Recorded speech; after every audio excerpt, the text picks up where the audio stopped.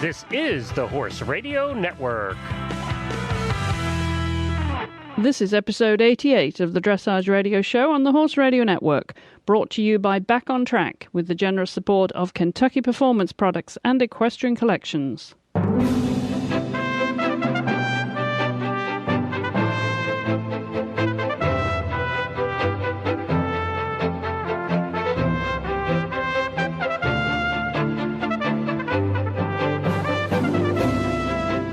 This is Chris Stafford in Lexington, Kentucky.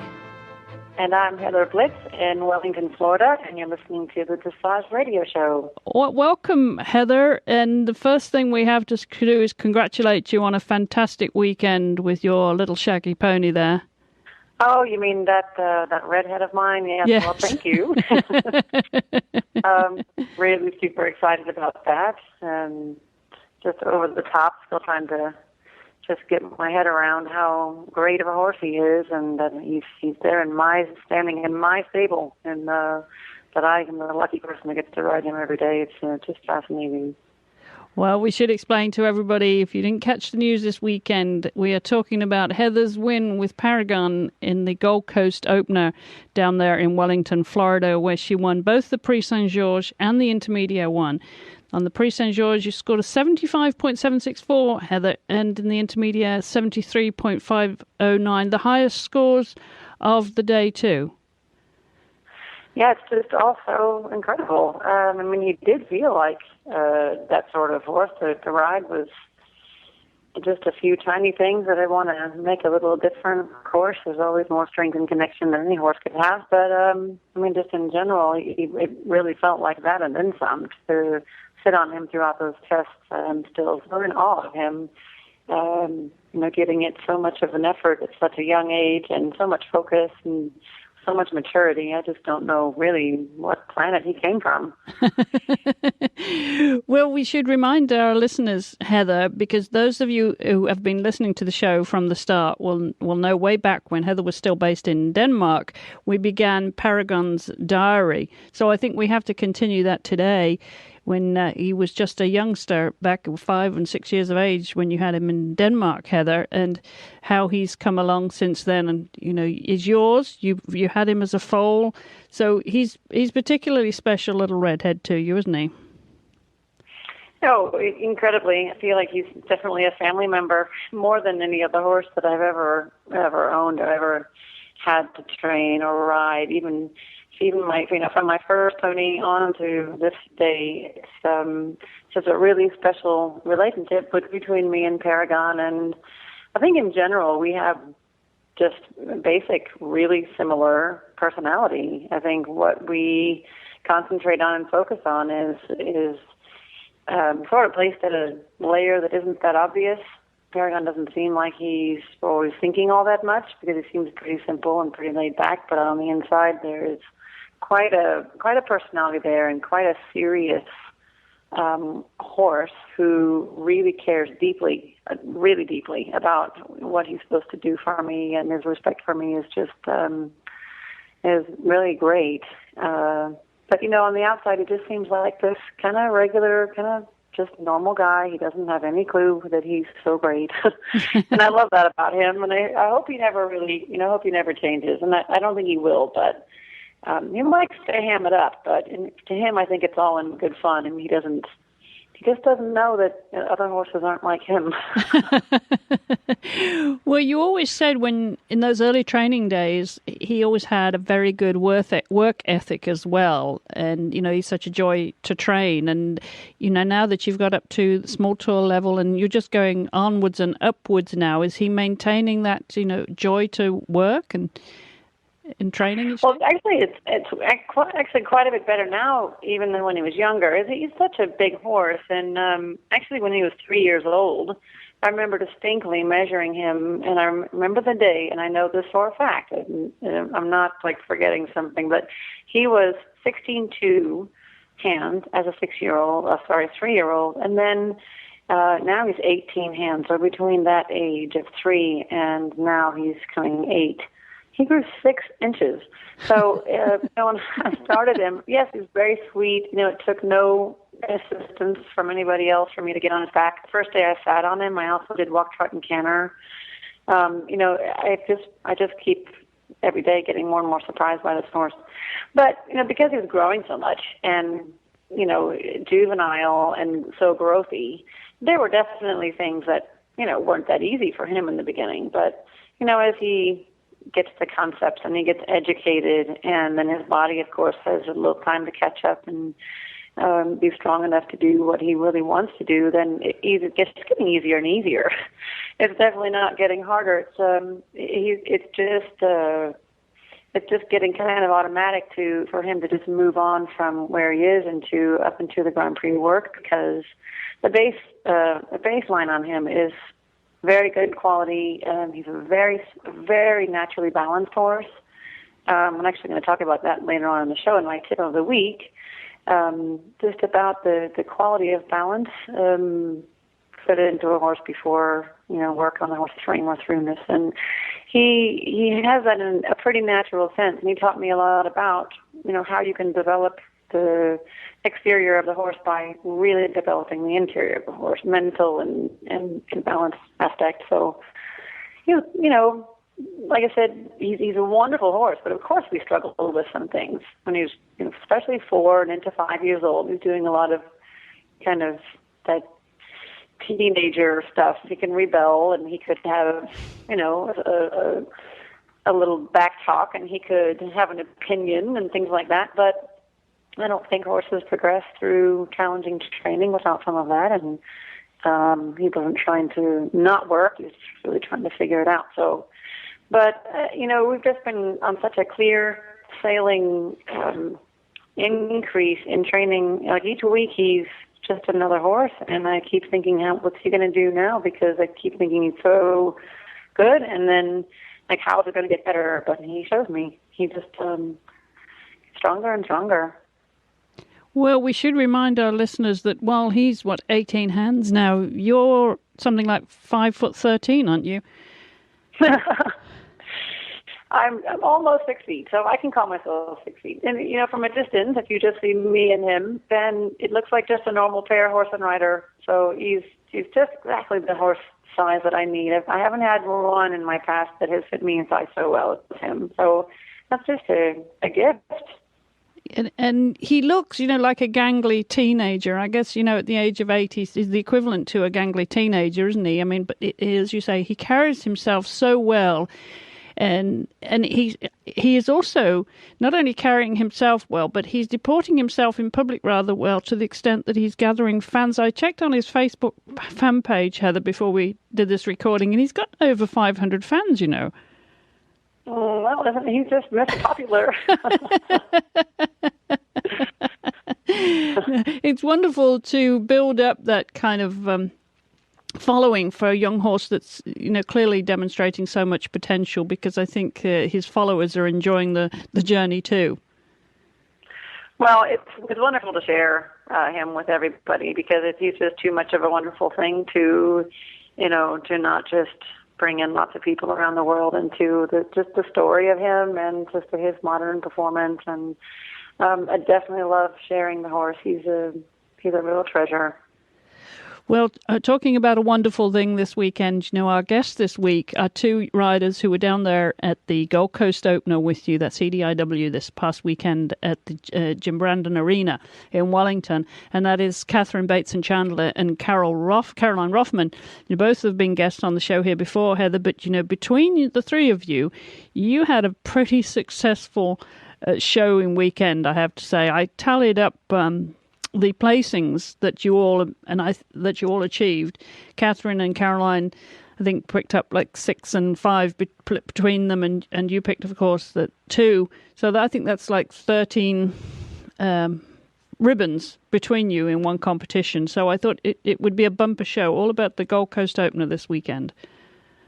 Well, that's great. It was a very good weekend. We had just a little tiny bit of rain, but mostly nice weather, and a ton of horses. It was an exciting atmosphere, and this is a super opening to the season. I think it's going to be a great rest of the season to follow.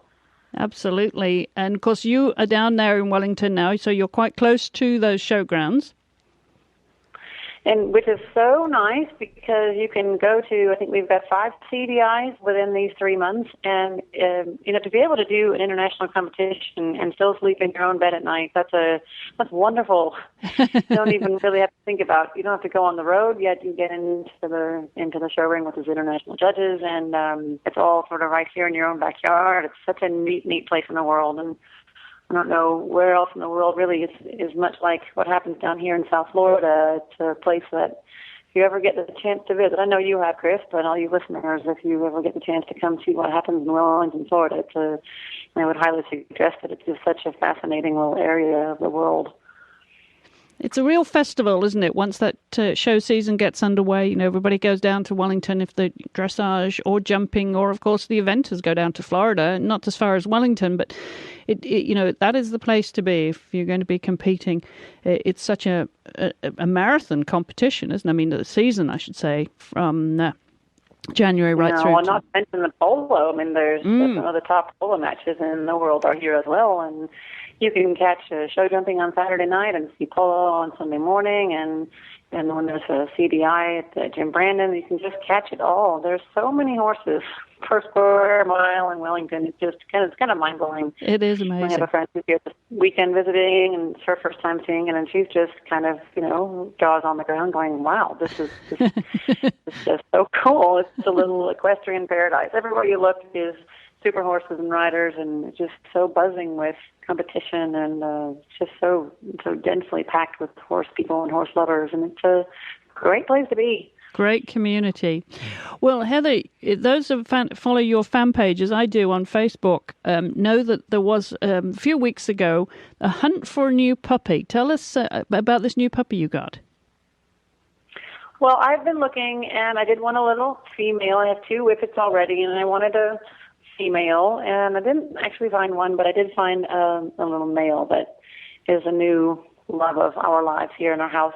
His name is Giacomo, and he's about 4 months old now. He had a little tough start in his life, though, because unfortunately he was one of those very unlucky puppies who got the parvovirus, which, if you find out about that, it's just the most awful thing you could imagine any dog going through.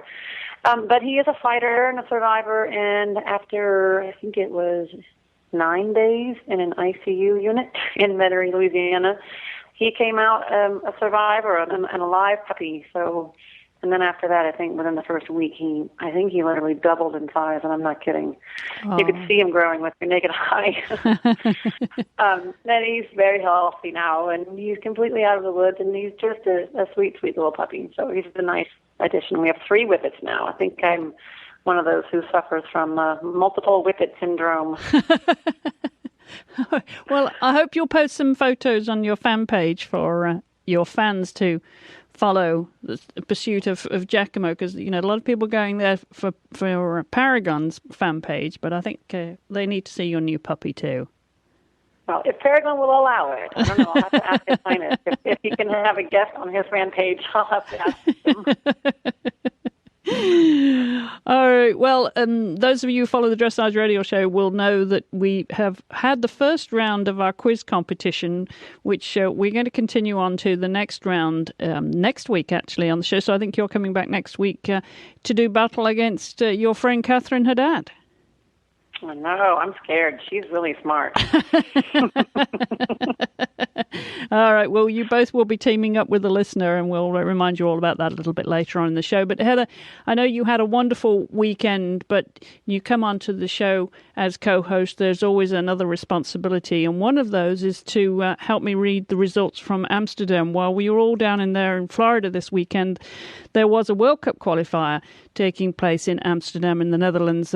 Always a big competition, Heather, always tough competition, and no less so this time round with Holland doing battle with Germany as ever, and Sweden in there too. So I'm going to read the first 5 placings from that freestyle, the Grand Prix Curtain Music, those qualifiers that'll go through. Now, for the World Cup qualifying, for the World Cup finals, to do battle. Now, we've got the first 10 places here because some of these people have been guests on the show, and I'm going to read the first 5 placings, Heather, and then it's your job to read the last 5. Is that okay? Wow, that's a good deal. Okay, all right. Well, the first place went to Adelind Cornelissen with Parzival on 81.475, of course, from the Netherlands. In second place, very, very close second, just one penalty between them. That was Isabel Werth with Warum nicht from Germany, of course, on 80.475. Apparently, it was a real ding-dong of a competition over there. Very, very exciting. And in third place, one of our co-hosts here on the Dressage Radio Show, Sweden's Patrick Kittel. He came in third on 79.0 with Scandic. And in fourth place, a Brit got up there. That is Richard Davison with Hiscox Artemis on 77.150.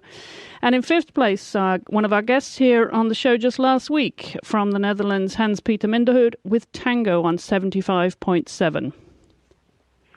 Those are all pretty close scores because he's at the 75.7, and then just right behind him in sixth place was from Germany, Helen Lang-Hannenberg, and it's really a super rider coming up on the much more prevalent on the scene with a 75.450 and really close to Hans Peter.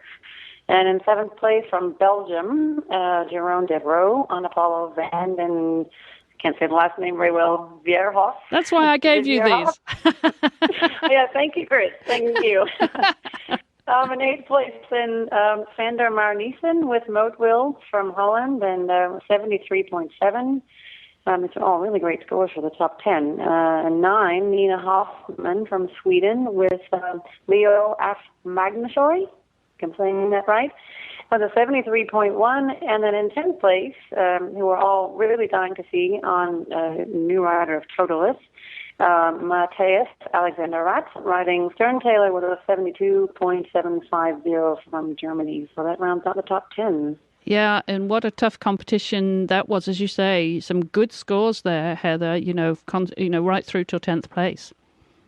Really high scores. And then in Amsterdam, I have shown in Amsterdam, and I really enjoyed my time showing there. But it is a very highly competitive show, and the energy there is a lot, and the crowd is quite discerning and quite educated, and a lot of people watching, and it's a tough place to make scores like that. But I mean, look at the lineup, the talented riders and fantastic horses there at that show. Yeah, and all part of the Remacra FEI World Cup qualifying series here, all leading towards Leipzig in the late April for the finals there in conjunction with the jumping finals too. Well, one more item of news this week, Heather, and comes from the U.S. Equestrian Federation in regards helmet rule changes. And it's my understanding at this moment that they have passed a rule for level 4 and below level 4, that is, and all juniors, all youth riders, to be wearing a helmet on a showground. If you're on a horse, you must wear a helmet. That's my understanding so far, Heather. Have you heard anything different?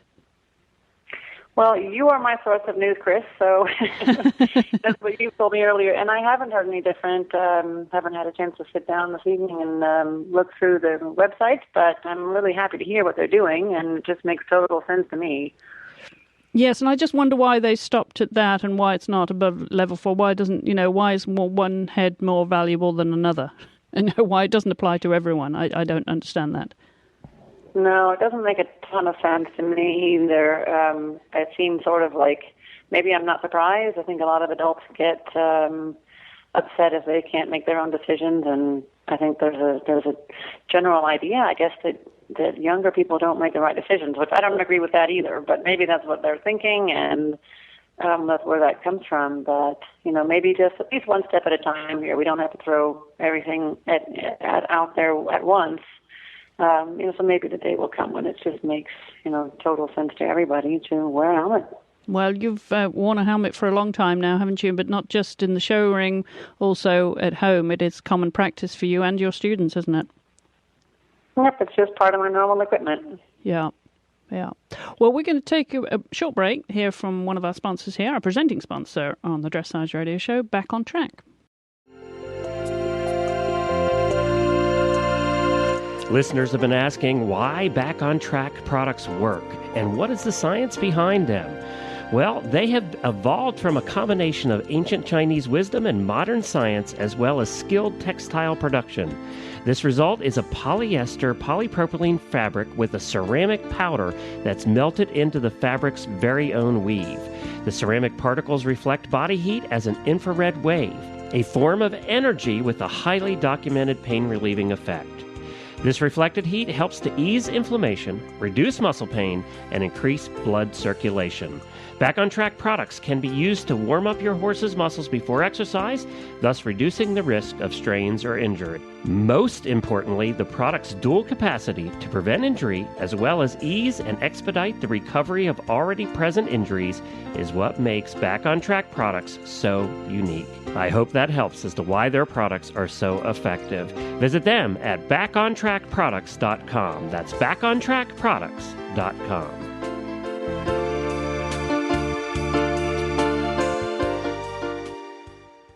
Well, we're back with my guest co-host this week, Heather Blitz, who had a stunning weekend last weekend down there in Wellington, and she was joined in the arena. Well, how many arenas, I should say, were actually active at the showground this weekend, Heather? Did you notice how many were in competition? There were 4 competition rings, 2 for the CDI and 2 for the Open Show, and just 2 warm-up rings. So I guess in total that's 6. Yeah, very, very busy. And scooping up, as I said earlier, lots of ribbons at the show were my guests this week, Catherine Bateson-Chandler, who, of course, has been a previous guest on the Dressage radio show, leading up to the World Equestrian Games, where she made her debut on the team. And also the young rider, Caroline Rothman, who won the FEI Rising Star of the year last year, 2010. And both of them, as I said, had a wonderful weekend. So I thought it'd be fun to have them both together in conversation with us here. So let's get Catherine and Caroline on the line. Well, hi, Catherine. Hi, Caroline. Welcome back to the show to both of you. Thank you so much. It's great to be on. Yeah. Thank you for having us again. I know. Well, I had to have you after the weekend you guys have had down there in Florida at the Gold Coast Opener. Congratulations to both of you. Thank you. Thank you. You had a pretty impressive weekend between you now. Correct me if I'm wrong, and I've tried to tally up all that you did between you, starting with Catherine, since she's the oldest amongst us all here, Caroline. Third in the Grand Prix and third in the freestyle, won the Open PSG and the Intermedia one, and then 6th in the Test of Choice. Is that roughly about it, or did I miss anything, Catherine? No, I think that's about it. It was a busy weekend. It was a busy weekend indeed. And then, Caroline, you had a win too in the PSG with Pi, and 4th in the Test of Choice with Lux Svensson, and then 3rd in the Intermedia one in the same class as Catherine, of course, and then 4th in the other Test of Choice too. So you had 5 placings. Is that right, or did I miss anything? No, that's exactly right. Lots of ribbons between the two of you, and Catherine. That, of course, on the aftermath now of being on the team for the first time, making your debut at the World Equestrian Games. It's just back to business as usual, isn't it, for you? Absolutely, right back at it. And I'm happy to be home in Florida and have all my animals in one place and get back to work on the other horses at home, which has been really fun. So for you then, this was the start to the season, was it, Catherine? Yes, I did one show with Nartan 2 weeks ago, and just to get myself back in the swing of things, and he got 72.9 or something. It was our best Grand Prix score yet, so I was really happy with him with that. And we were gearing up for the CDI. Well, starting back, as you say, after having had such a big year last year for you, making the team, getting to the World Equestrian Games, was there any time there to decompress after the Games? Did you take a vacation? Did you give him a break over the holidays? I did not take a vacation.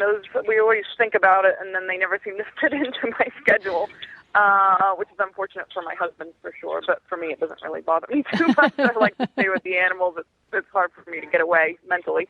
But he did have a break. I kept him in some work, but we have a nice track here, so I took him around the track, and we ride in the big jumping field, and I kept him out of the arena probably for almost 2 months, which was really nice for him, just keeping him fit and loose and not having to have any pressure of lots of movements, but just getting him fitter. So that was fun for both of us. Well, obviously a big year for you. It's hard to sort of follow on the, what do you think when you're coming after such a year as the World Equestrian Games, making your team debut? How does that set you up for the next year? I mean, do you think, okay, now what? It was a big year, and it was a bit of a roller coaster, and everything happened really quickly. So now at least I've had a little bit of a time to make a good plan. I want to make sure that, I use the horse to the full advantage without ever compromising him and without using him up. So, I try and keep him out of the arena as much as possible in between shows. And now I have a nice plan set up, all things being equal, for this year and this summer. Terrific. Well, Caroline, coming to you, 2010 was a pretty big year for you too. As the FEI Rising Star, we had you on the show, of course, after you were celebrating that marvelous award that you won. When you come into the winter like this, you're down in Florida too, aren't you? Getting ready for. When you said with lots of horses, even after a competition like this, you've still got a lot of horses to ride. There's no day off for you. No. We have at the barn I'm riding out of, which is Lars Peterson's facility. I think we have about 60 horses, so the job is never done. And even though you have the horses at the show, you still have all the ones at home that maybe haven't been ridden for 2 days or have been ridden easy. So it does never end. Well, you, as I said, you had a wonderful weekend too, picking up lots of placings there. With the two horses with Pi that you won with, and Lux Stensvang, if I get that right. Well, that's a mouthful. Tell us about that horse, Caroline. About Lux? Yes, that's so much easier just to call him Lux, isn't it? What does Stensvang mean anyway? Apparently it's the farm name. It's like a breeder name. Okay. That's apparently who bred him in Europe. So they added that to the name. So I guess you can tell where he came from, but we just call him Lux. So it's a little easier. Much easier.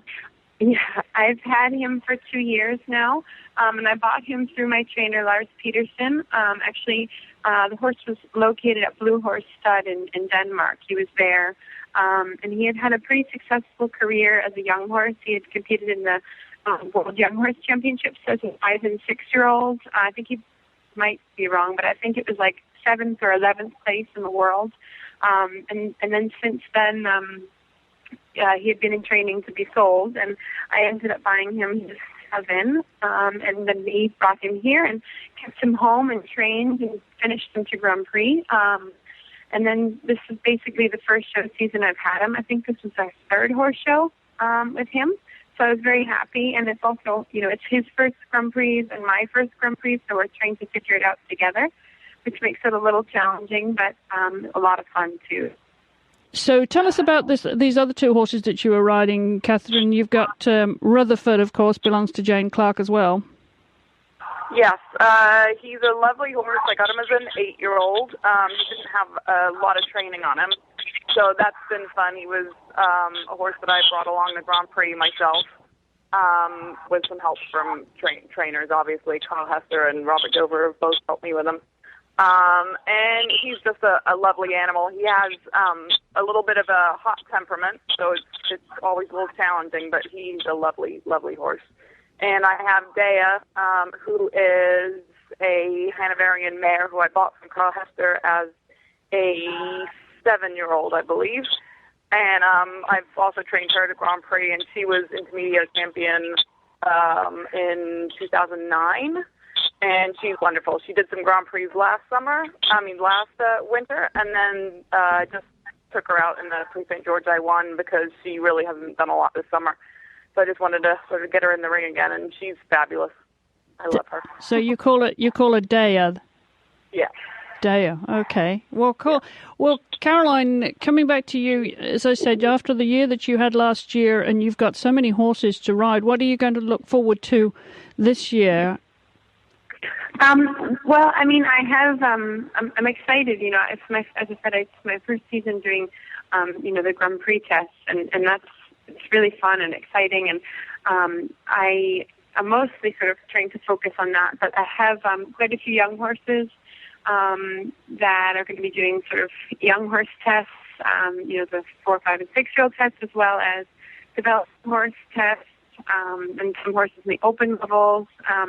and also some in the small tour, like Pi and Bulgari 5. So it's hard not to be excited about everything. I'm trying to take it one horse show at a time. I can imagine. So now you're fully professional, are you, Caroline? Now, I do ride professionally. I don't.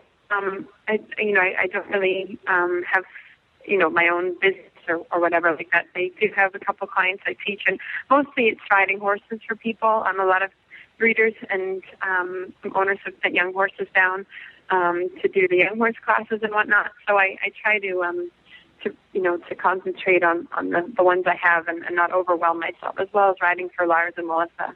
So. Well, Catherine, you can relate to Caroline, of course, being the young rider that she is making her way into the sport, into the professional ranks, and you certainly did it not the hard way, but the very thorough way too, didn't you? Yes, I did. I started working for Robert Dover when I was 16 and in high school, and then he took me on as groom, rider, manager, sort of all of the above, and I worked for him for 16 years. And I didn't regret a day of it. It was very hard work, but it was an amazing experience. And I give all my success to him. I give the credit to Robert for most of it, and of course to Jane for supporting me. So, yeah, it's great. It's a good way to do it. Yeah, absolutely. Very thorough way to do it. And, of course, this is now the very beginning of the season down there in Wellington. You're both based down there right in the heart of it, and with so many horses to ride and so many competitions to look forward to in this season of the Winter Equestrian Festival. What's next for you, Catherine? What will you be doing for this? During WEF, what shows do you have lined up? Have you got like one or two a month, or is that how you plan it out? Yeah, I try to keep them in the ring, but not overdo it. I think you can there's a show here every weekend, and you could go every weekend if you wanted to, but I don't think it's fair to horses or people to do that. So Narcan will do the big classes, the CDIWs, and the other two I will take out when I need to. Rutherford sort of has to keep going to horse shows. He gets better and better the more he goes. So I'll probably do 2 shows a month with him, and probably staying with Dea so she can get back in the swing of things. But, I don't like to overshow them. I like to be able to come home and train and keep them fit and happy as well. I think you can definitely overdo it down here if you're not careful. Absolutely. And then when the outdoor season, like the summer season, gets underway, what is your summer plans, Catherine, and then going into the fall? Well, I'm very much a one day at a time kind of person, but you have to have a plan. So my plan as of right now would be to go to Europe in the summer and take the horses over there and get some good European experience. I think if you have those kind of opportunities to go to Europe and show and train over there, that you really need to take those. Because I think that's the way of the future and the way to really, better your riding to go up against the big boys. So that's my plan as of right now, is to go to Europe this summer. And be exposed to the European judges, of course. Absolutely. I think it's really, really important. And like I said, if you have the opportunity to do that, I think you really need to take it. So which horses will you take, Catherine? As of right now, I would probably take all 3 of the horses. Mm-hmm. Dea, Rutherford, and Nartan. And we're always, sort of keeping our eye out for other good horses, but they're very difficult to find these days. So, we will see. But those 3 will go, all things being equal. Well, terrific. Well, lots to look forward to. An exciting spring and summer season ahead for you, Catherine. Well, great to hear from both of them. They're clearly ecstatic about this start to the season, because it is just the beginning of the season and lots to look forward to for both of them. Well, Heather, we're going to take another quick break to hear from our sponsors, Equestrian Collections, and then when we come back, I believe you've got a tip of the week.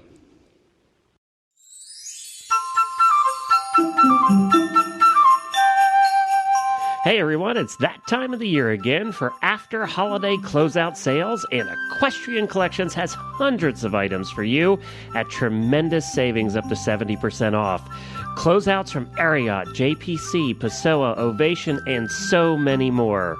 Highly discounted specials include ladies' apparel, footwear, saddle pads, bags, belts, coats, and the list goes on and on. Remember, you can save up to 70% now, but this is a closeout and quantities are limited. So grab the keyboard and type in equestriancollections.com. You'll see the great big ad right on their homepage for all of their closeout specials now for the month of January. Get them before they're gone at equestriancollections.com. Well, Heather, you mentioned earlier in the show that your tip this week was going to be about balance. Balance is a priority. Right, and it's a thing that I start with in my training system, and the way I want the horses to be developed is to really focus before I really have very much concern about the horse's frame, like where the neck is or where the hind legs are. But to think instead, the first thing I want to instill in my horses is their awareness of their own balance in their body. And I'm sure every rider out there in this really challenging sport of dressage thinks about it at one point or another, but I am really steadfast and just a real stickler on that. That's always going to be priority in what I want my horses to be doing in every moment. That has to be, just like the baseline layer. That's something that has to be really in place before I can assume that anything else is going to be worth tending to, or that if I do tend to it, it's not going to distract whatever I'm talking about. Won't distract the horse from knowing ultimately where their balance is all the time. Horses being by nature, of course, prey animals, they can't help but have a natural instinct to, the thing that can stress them out the most or make them nervous or tense is really if they don't feel like they are balanced. I mean, if a horse falls down during being chased by something, then they would be the one to, not survive. So they have a real innate fear of not being in balance, and I think that can cause tension in their body and oftentimes in the neck that, we then try to deal with. And then because the neck is attached to our hands, and as humans, our hands are our biggest tools for what we get done in our lives, it's really easy to start dealing with tension problems rather than, or the tension of symptoms, rather than staying focused on what the cause is. And I think in so many cases it has so much or everything to do with the horse being confident with where their balance is. And, self-carriage is a word that gets put out there a lot, but if you really stop and think about it, how many times do you follow through completely on that concept of is your horse in self-carriage? Or if you have to have a fair amount of contact in the rein, do you still think about if the horse has self-carriage? So whenever you've got a lot of contact in your rein, a good thing to imagine as far as checking in whether you have self-carriage or not, or if the horse is in balance, is if you imagine those reins breaking, if they weren't very substantial reins, and all of a sudden, by surprise, those reins broke.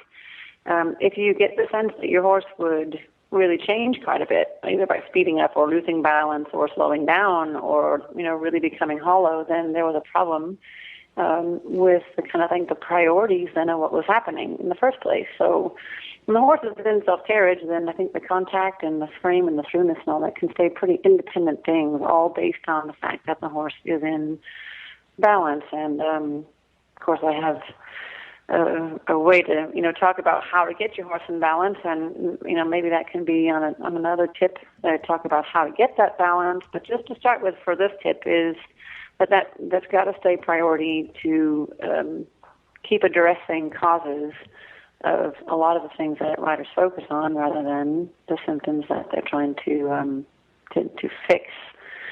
So does that make sense to you, Chris? It makes sense to me. And, one of the things I noticed, and we should maybe put the links on the show notes to your videos of your weekend competitions, Heather. I was just thinking about that because watching those videos, as I did over the weekend, it's very noticeable watching you as a rider how everything seems to come from the inside out rather than the outside in. Yeah, that is the way I think about it. That's the way I want my horses to think about it. And, the exterior is the last thing I deal with. Mm-hmm. And because of that, I feel like for the most part, of course, there are little details here and there, but for the most part, I don't have to do what the horse's exterior looks like. I don't have to do that for my horses.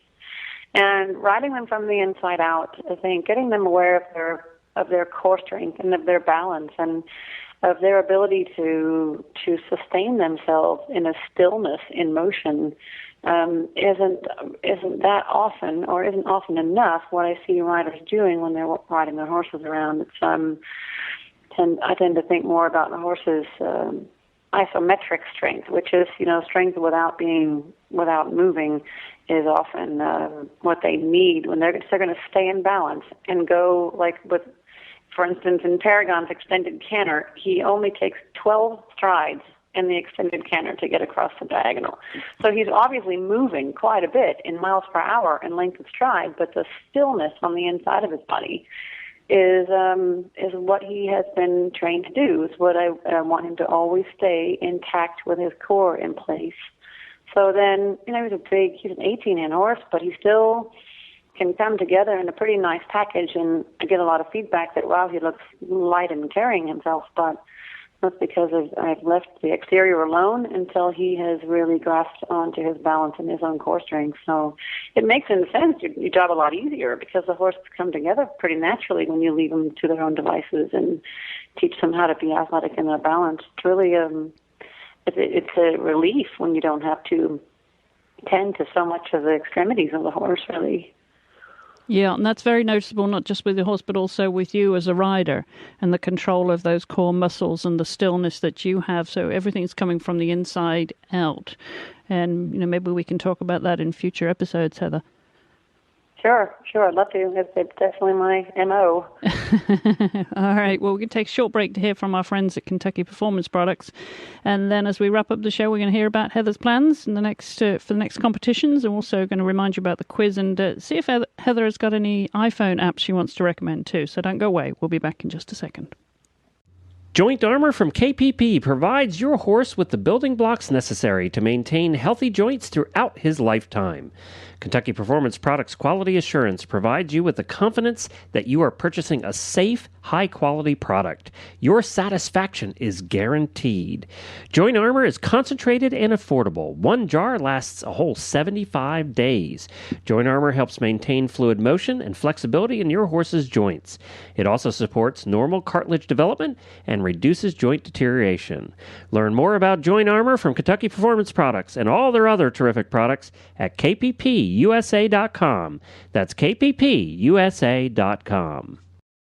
Well, Heather, just as we wrap up the show here this week, the last time you were on as co-host, I believe, you had some iPhone apps that you were recommending. One that had become an obsession, I think, was that Angry Birds.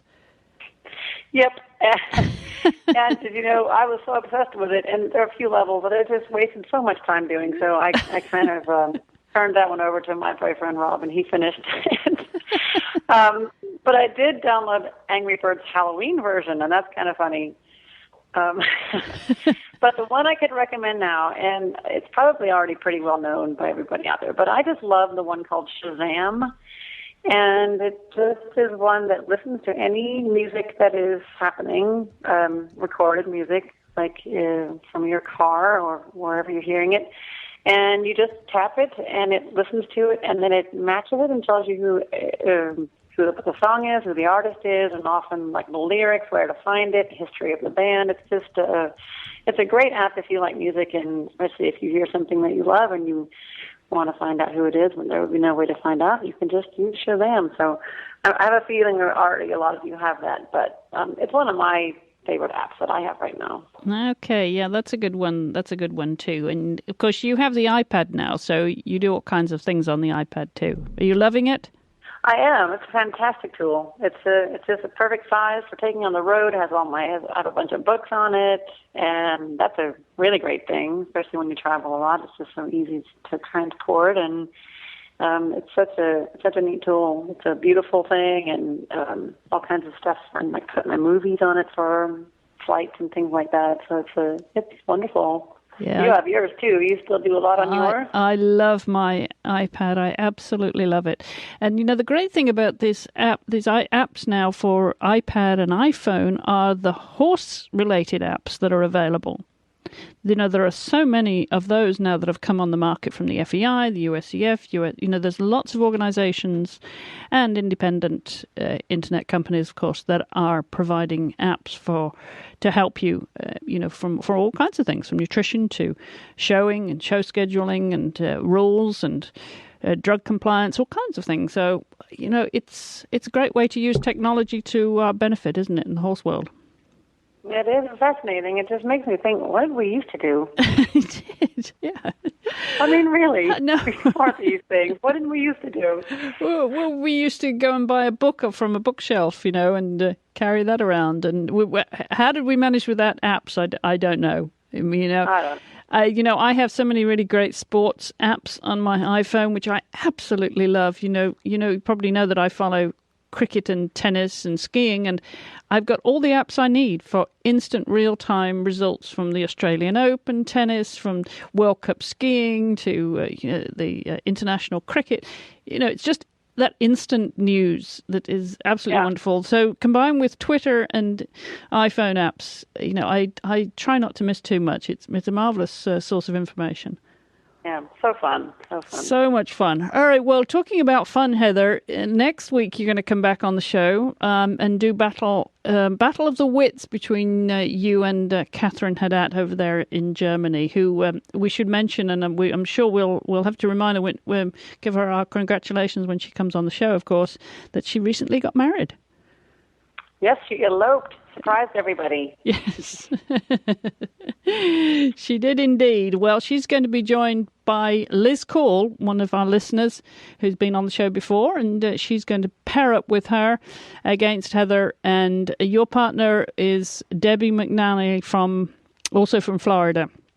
And of course, because you two won last time around in the first round, you're going to come back and see if you can do it again, Heather. All right. Well, Debbie's pretty smart, so I have a good secret weapon there. There you go. All right. Well, before we go, just remind our listeners what your show plans are now that you've got the first show under your belt and 2 out of 2 wins this weekend. On to your next competition. Is that next month, Heather? It is next month. It's another CDI. I think it's a CDIW again. And I'll take Paragon in the small tour one more time and do actually also the freestyle. So I've only done the freestyle once. That was at Devon, so this will be our second go at it, hopefully better than the one at Devon. And then after that, I am signed up for the Palm Beach Derby, and that's March 5th.